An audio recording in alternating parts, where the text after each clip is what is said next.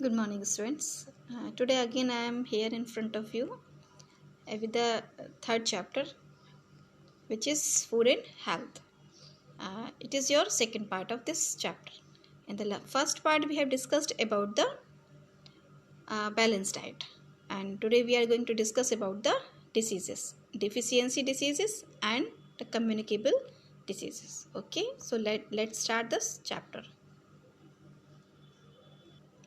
So first we will discuss what is a disease. So a disease is an abnormal condition in which the body is not able to function properly.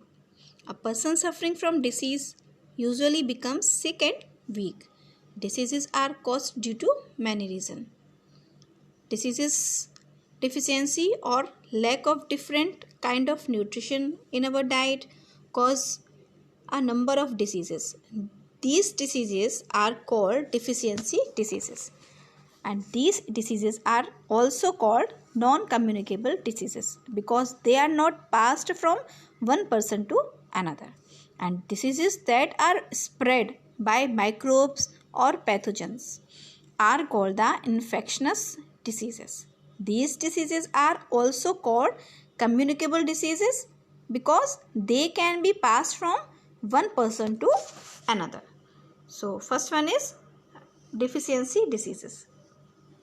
Deficiency diseases. First one is the malnutrition. Malnutrition. So you must have seen some children who have a large bulging belly. This one.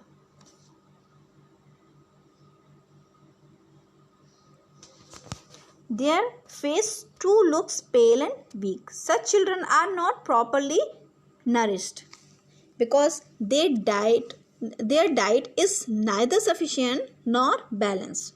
This has adverse effect on their growth. Such children cannot fight diseases. Such a condition is called the malnutrition. Okay, so let's study the effect of deficiency of different nutrients for a long time in our diet. So deficiency of protein. Kwashiorkor. Protein deficiency is more common in children between 6 months to month and 3 years of age. This disease is called the Kwashiorkor. The main symptoms of this disease are stunning growth, swelling of face, bulging of eyeballs, mental retardation, loss of appetite, limbs becoming thin, protruding chest, bending of bones and legs, skin diseases, and frequent diarrhea. So these are the symptoms of the Kwashiorkor. Okay. Second one, deficiency of both protein and carbohydrate. This deficiency is called the marasmus. So if the diet is deficient in both carbohydrates and proteins for a long time, the growth may stop completely. In infants means baby, the disease called marasmus. Okay, it is commonly seen due to deficiency of both protein and the carbohydrate. So disease is the cost of deficiency of carbohydrate and protein both.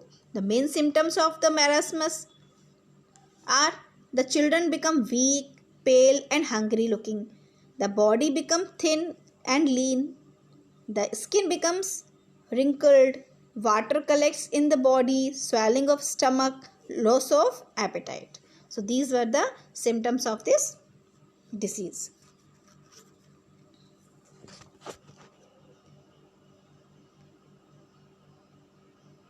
Some common symptoms of obesity. Some more diseases are breathing disorder, cancers, heart diseases, depression, diabetes, gallbladder or liver diseases.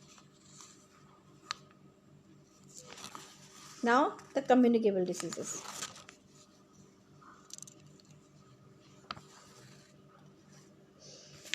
What is the communicable disease? Communicable disease are caused by microorganisms. Microorganisms are living things which are so small that they cannot be seen by the naked eye. So microorganisms which cause diseases are called germs and pathogens. The common pathogens are bacteria, protozoa and virus. These germs spread throughout coughing, sneezing and spitting and enter the body of a healthy person throughout nose, mouth, food and water, and also throughout cut in the skin. So some common communicable diseases are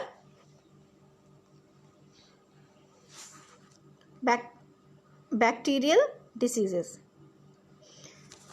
Some common bacterial diseases are diphtheria, typhoid, cholera, diarrhea, leprosy, tetanus, pneumonia, etc. And protozoan diseases are common protozoan diseases are amoebic dysentery, malaria and African sleeping sickness. And some viral diseases, some common viral diseases are common cold, mumps, chickenpox, polio, yellow fever and AIDS. These were some common communicable diseases. Now, the spread of infectious disease.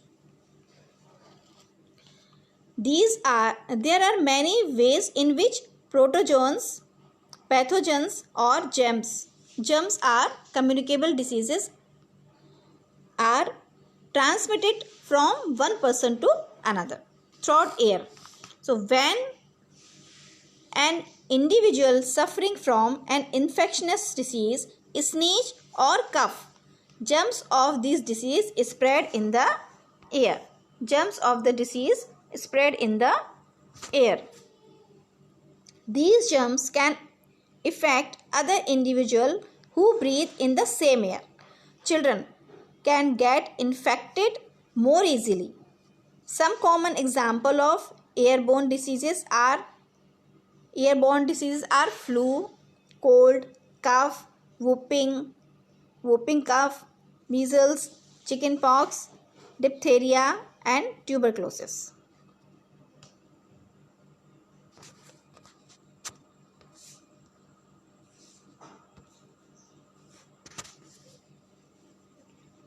Through communicated water and food, germs of intestinal diseases are present in large number in the faces of people suffering from them. If their faces enter the source of water become contaminated. So germs of diseases easily enter uncovered food. Uncovered food items are commonly sold by vendors by the roadside. A lot of dust enters these food items. There is a swarm or flies are around them. Flies and dust are big carriers of germs and diseases. Through direct contact. So, some common example of diseases spread by the contaminated water are water and food are typhoid, cholera, polio, diarrhea, jaundice and dysentery. Diarrhea is a common disease that spread like an epidemic during the monsoon through contaminated water. So, through the direct contact, some diseases are caused by direct contact with the patient. These are called contagious disease. Direct contact means touching the patient or using his cloth, utensils and other articles. Common diseases in this category are common cold, whooping cough, ringworm, measles, etc. So through the insect, you know that malaria is caused due to the mosquito bite. When a mosquito bites a person suffering from malaria pathogens enters the mosquito's body throughout the blood it suck in. So when the same mosquito bite a healthy person, the pathogens are injected to his body and he too may contract malaria. So like mosquitoes, fleas, bugs and sandflies spread diseases. Some common diseases through insect bite are plague, malaria, dengue and kala jar. Okay, throat cut and the wounds. Spread of disease through cut and wounds. So cut and wounds in our body need to be properly attended to by applying antiseptic lotion and solution. So unless proper care is taken, germs cause tetanus and anthrax enter our body and cause these deadly diseases. So these were some diseases, deficiency diseases and communicable diseases. In the next part, we will discuss about the prevention of infectious diseases and the vaccination. Okay, so read the chapter and watch the video. Okay, good day, friends.